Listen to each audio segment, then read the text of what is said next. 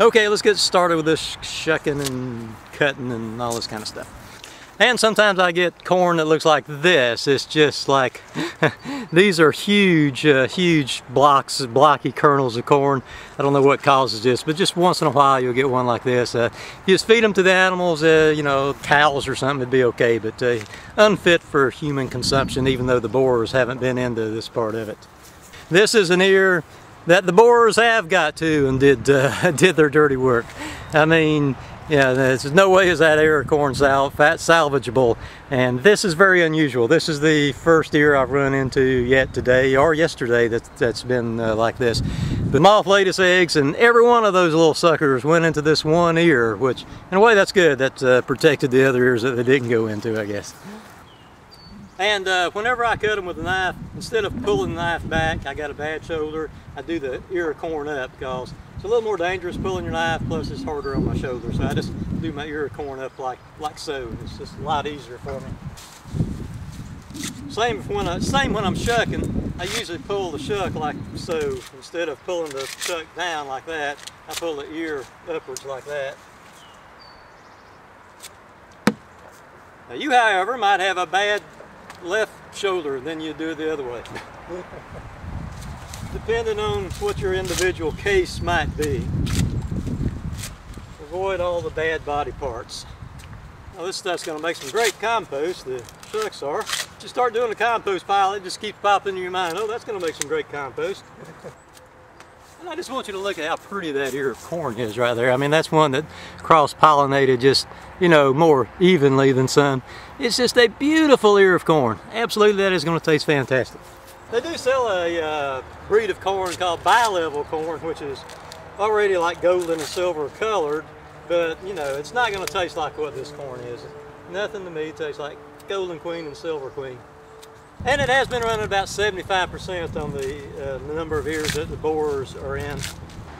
See, now that particular ear, which is kind of a small ear anyway, but it had borers in the end, and then it had a section out through here with borers, so I just did it like that rather than throw the whole thing away.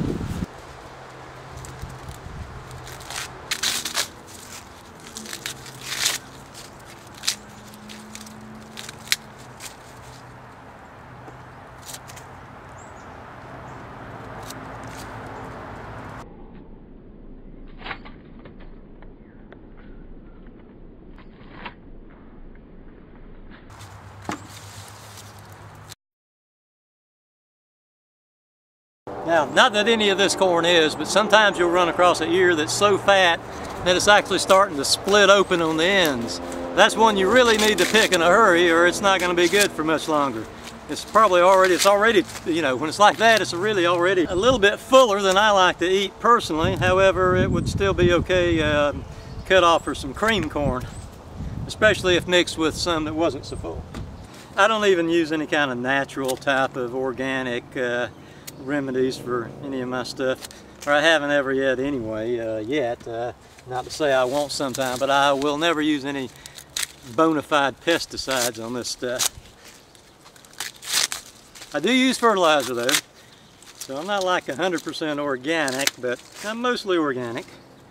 I try to limit my fertilizers. There on my beans this year, I absolutely had to put some Miracle Grow on them suckers or I wouldn't have had any. Just about done. I got like about another 5 ears here.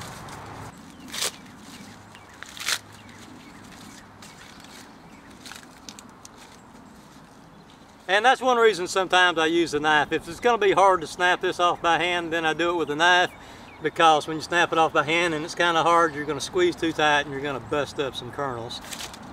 Never good to bust up kernels. And the last one, yay! When your elbow on one side starts hurting to kind of match your shoulder on the other side, then it's about time to quit.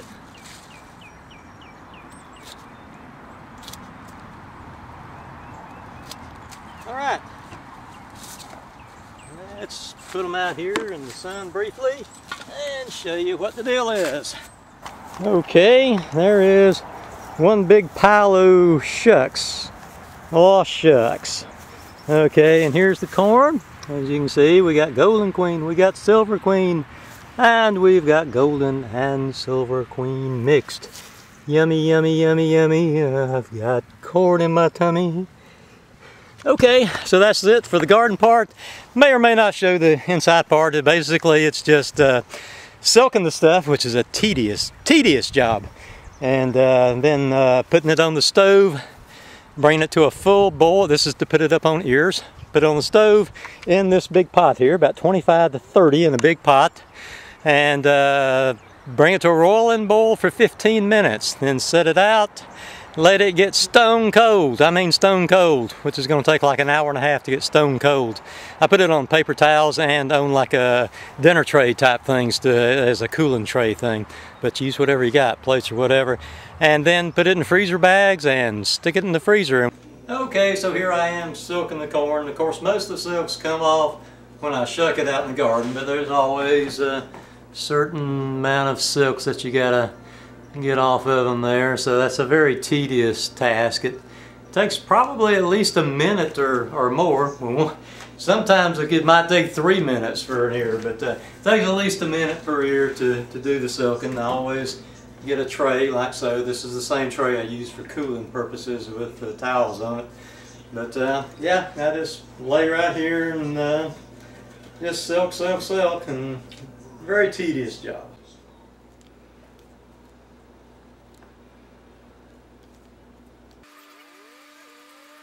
Some people use a knife to get in between these. I always just use my thumbnail. It's best if you're going to do this and use your fingernails to not cut your fingernails for like about a week or 10 days ahead of time. I even took my thumbnail and like sharpened it to a point, and it really actually does help, but I forgot to do that this time, so I actually cut my fingernails about 4 days ago. Now, sometimes those things get really ingrained. You got to really dig down deep sometimes to get the silks out of there.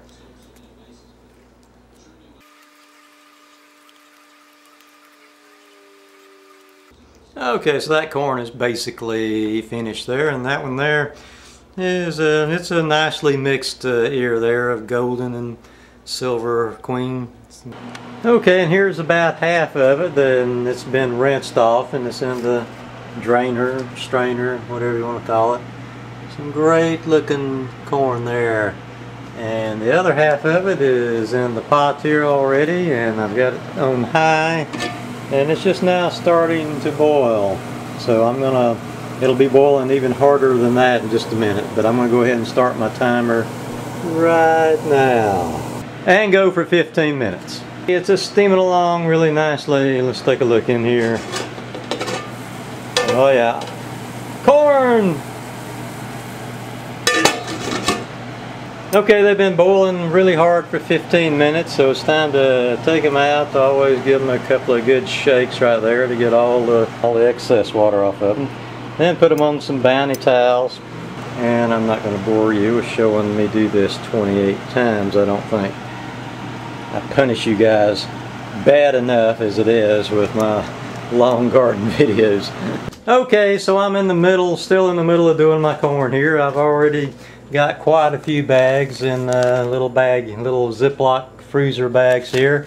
Generally speaking, I'm able to get three ears per quart bag, and they just barely fit left, width-wise there. I wish they had bags that was like 1 inch bigger this way and 1 inch bigger this way both, but they don't. They go all the way from quart bags. I think they have pint bags too, but that's beside the point. They have quart bags, and then they go all the way to gallon bags. Why in the heck do they not have half a gallon bags? So that just doesn't make sense that they don't, but they don't. But I wouldn't want a half a gallon bag anyway. I want one just 1 inch bigger each way. But anyway, there it is, and I'll show myself putting some of them in one of the bags. Usually it's best to put the longer ears down in first. Sort of a tight fit, but they'll go in here. So you can see why I kind of wish I had bags that was 1 inch longer, but that's just about an exact fit there. Ear number 2.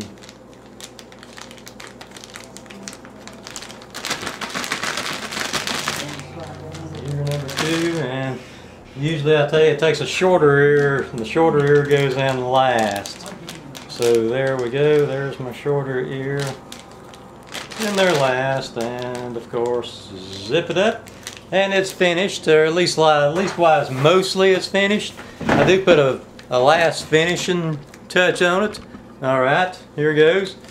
I vacuum seal my bags manually. And so there it is, just vacuum sealed.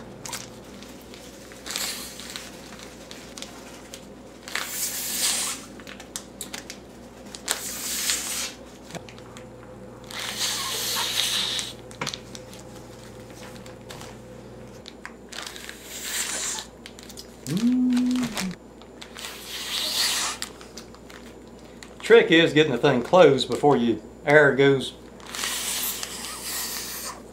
the wrong way. Okay, and into the freezer we go with this stuff here. You do not want to stack it up or anything like this. That's a no-no, because you want it to freeze as fast as absolutely possible. That way you get less ice crystals in it, fewer ice crystals in it. So if you can, make room in your freezer to lay it all like that. And take the thing off the camera here, off the tripod here. This is what I put up yesterday.